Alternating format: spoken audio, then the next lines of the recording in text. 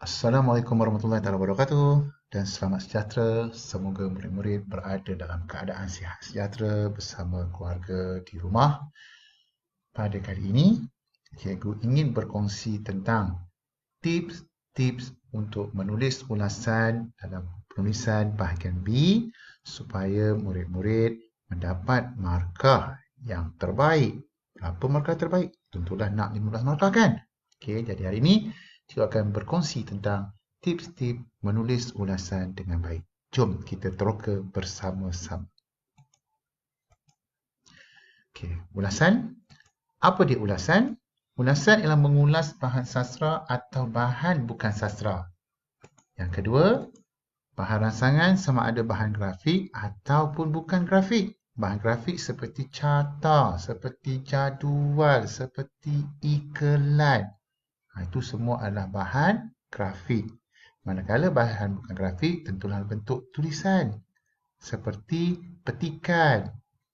Itu ialah bahan bukan grafik. Kedua-dua kita kena buat latihan.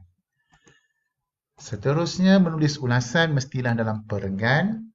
Sama ada 1 perenggan, 2 perenggan, 3 perenggan. Biasanya kebanyakan sekolah menulis menggunakan 3 perenggan. Cikgu-cikgu kat sekolah mesti biasanya lah mengajar menggunakan 3 perenggan. Perenggan pertama, pendahuluan. Perenggan kedua, isi. Perenggan yang ketiga, penutup. Jangan buat 4 perenggan, jangan buat 5 perenggan, jangan buat 6 perenggan. Kenapa tak boleh? Nanti jadilah karangan. Kita nak tulis ulasan, bukan nak tulis karangan. Jadi, bila membuat bahagian B, ulasan, sekurang-kurangnya 3 perenggan. Jangan lebih. Seterusnya, panjang ulasan antara 50 hingga 80 patah perkataan. Jangan lebih. Nanti markah akan kurang.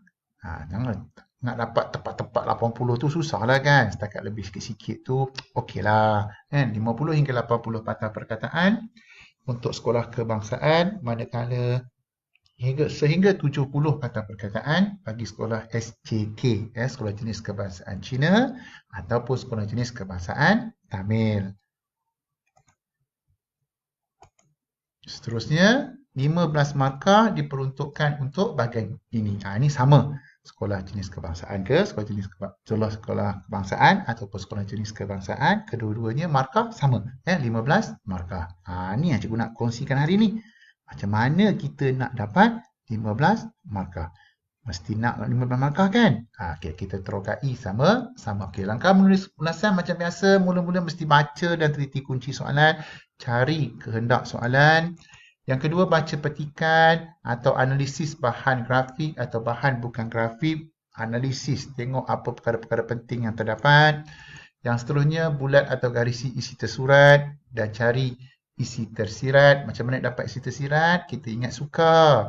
Apa dia suka? Supaya apa? Untuk apa? Kerana apa? Agar apa? Dapatlah isi tersirat.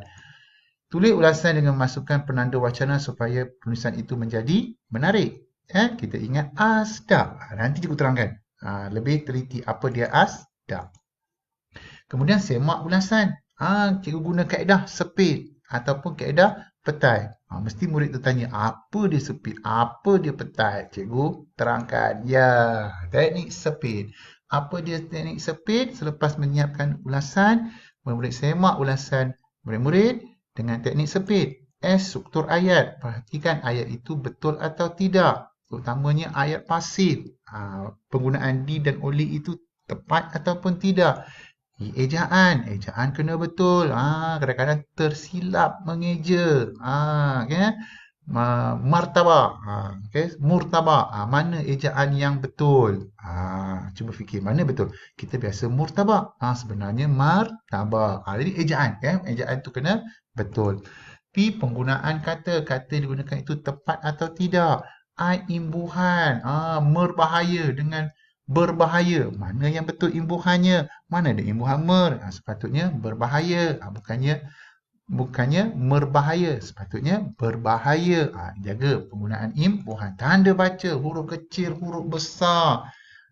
Kena betul. Balai raya sahaja. Huruf kecil. Kalau balai raya Taman Cempaka. Perlu huruf besar. Jadi pengenaan huruf kecil, huruf besar pun kena hati-hati supaya markah kita tidak dipotong. Siapa nak kena markah potong kan? Jadi nak tak dapat markah yang baik, tak nak kena potong markah, ingat teknik speed ataupun ini tadi satu ayat, ejaan, ulang kata, imbuhan dan tanda baca. Ingat petai. Penggunaan katanya I ejaan, T tanda baca, I ayat dan imbuhan bagi I. Sama je, speed ke petai ke, ingat. Penggunaan kata, ejaan, tanda baca, ayat, imbuhan. Semak. Selepas siap ulasan kamu, barulah kita dapat markah yang baik. Untuk pendahuluan, cikgu guna teknik satu ataupun catu. Nak cerita pendahuluan. Salin apa tajuk ulasan. Itu satu. Cikgu, saya pernah dengar catu lah cikgu. Sama juga. Catu pun sama. Cerita apa tajuk ulasan. Untuk membuat pendahuluan yang baik. Tanda wacana tadi, cikgu terangkan lebih jelas. Apa dia asdaq? A, antaranya. S, seterusnya. Selanjutnya. Selain itu. Di samping itu. Di samping itu ni cikgu nak bagi peringatan sikit. Hati-hati ejaannya. Perhatikan ejaannya. Di samping itu kena eja jarak. Jangan guna rapat. Tak yakin jarak ke rapat. Tak perlu guna di samping itu. Penanda wacana banyak. Kan? Kita guna mana yang sesuai. Yang mana anda lebih yakin. Akhir sekali. Untuk isi yang terakhir. Dan lastnya. Akhirnya kita guna kesimpulannya, konklusinya untuk penutup. Sama je nak guna kesimpulan ke, nak guna konklusinya ke, mana-mana pun boleh. Asalkan mesti ada penutup. Jadi, oleh demikian, untuk mencari isi tersirat, tadi juga kata suka, ingat suka, letak tanda baca yang besar dalam kepala kita, nak cari isi tersirat, ingat, S supaya, U untuk, K kerana, A agar. Jadi supaya apa? Untuk apa? Kerana apa? Agar apa? Dapatlah isi tersirat. Kenapa kita perlu mematuhi jalan raya? Supaya keselamatan diri kita terjamin. Kenapa perlu menggunakan jejantas? Supaya dapat menyeberangi jalan yang sibuk. Kenapa perlu memakai tali pinggang keledar? Supaya tidak terhumban ketika berlaku kemalangan. Contohnya ulasan tentang cara-cara menjaga keselamatan di jalan raya. Dah dapat dah isi tersirat.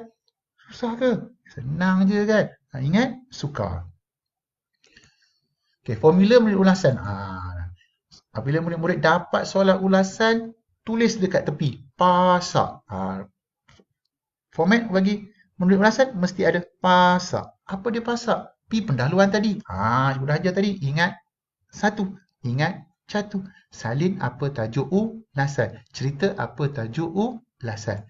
A, mulakan penanda wacana. Antara. Antaranya apa. Untuk apa. Kemudian S, seterusnya. Nak guna selanjutnya. Boleh. Nak guna selain itu. Boleh. Mana-mana yang murid suka nak guna. Asalkan mesti ada penanda wacana. Isi yang terakhir, akhir sekali apa? Dan penutup kesimpulannya. Nak guna konklusinya? Boleh. Tak ada masalah. Ingat ni, tulis kat tepi. Latihan tu, tulis kat tepi. Pasak. Supaya apabila murid-murid menulis ulasan, ingat pasak. Okay. Kemudian ingat 2T. Apa pula 2T ni cikgu? Ini untuk isi. Ingat 2T. T yang pertama, tiru. Tiru adalah isi tersurat. Apa-apa sahaja yang terdapat dalam soalan, murid tiru dulu menjadi isi tersurat. Kemudian T yang kedua apa? Tambah. Menjadi isi tersirat. Mesti ada tiru, mesti ada tambah.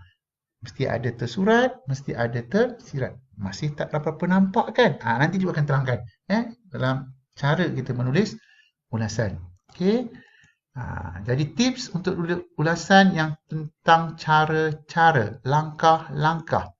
Kita guna kita mestilah apa, kita hendaklah, kita haruslah, kita seharusnya, kita patutlah, kita sepatutnya, kita perlulah, kita dinasihati agar, kita dicadangkan agar, kita sewajarnya, Ini bertindak, kita sewajarnya apa? Kita digalakkan, nak menarik lagi, kita disarankan.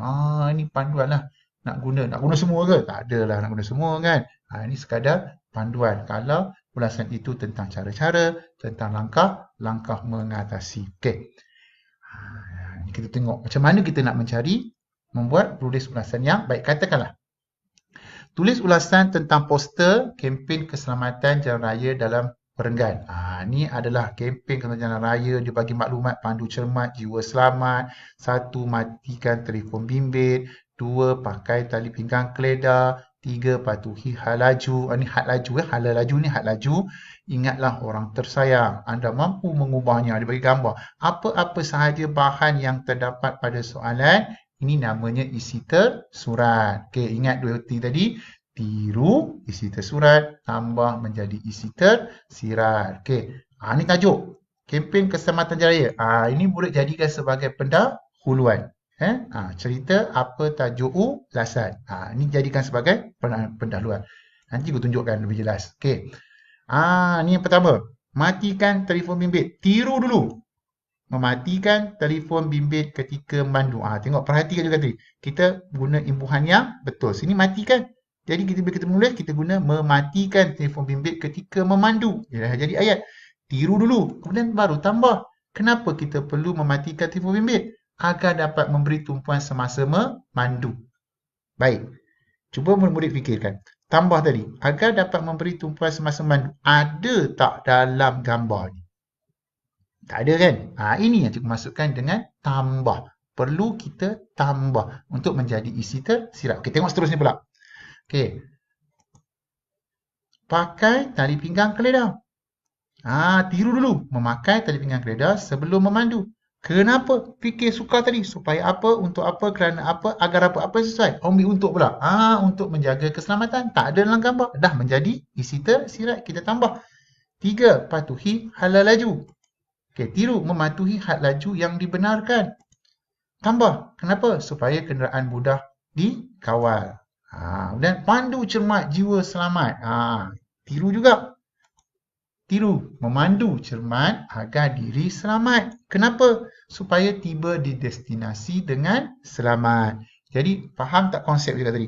Kita tiru, kita tambah. Tiru apa-apa sahaja yang terdapat dalam petikan, dalam bahan grafik. Sama ada petikan ke, bahan grafik ke.